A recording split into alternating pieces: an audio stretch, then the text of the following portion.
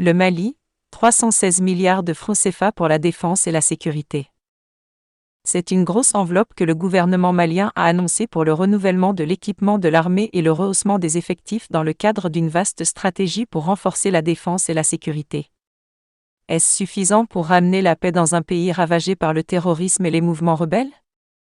Une première pierre pour la modernisation de l'armée malienne et de son équipement?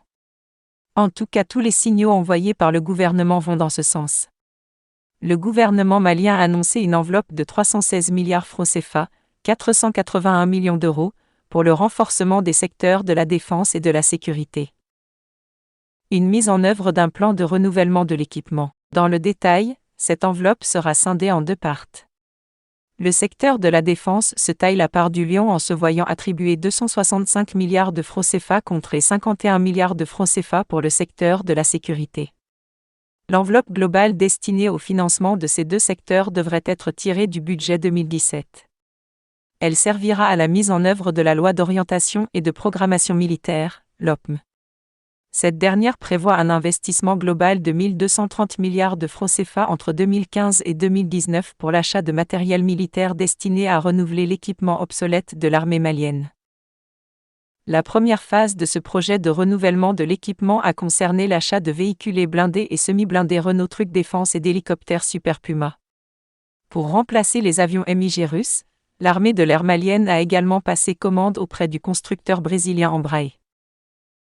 La LOPM prévoit également un renforcement des effectifs de l'armée malienne, constituée actuellement de 13 000 soldats pour une population de 16,5 millions d'habitants. Ainsi, il est prévu le recrutement de 10 000 soldats supplémentaires pour accroître le ratio du nombre de soldats par habitant. Sécurité et défense, un enjeu vital pour le Mali. Au-delà des effets d'annonce, le renforcement de la défense et de la sécurité au Mali est un enjeu vital pour le pays. Le renversement en 2012 du président Amadou Toumani Touré, accusé de ne pas être assez ferme face à la partition du pays, a été suivi d'une prolifération des groupes terroristes couplés à des revendications de rebelles.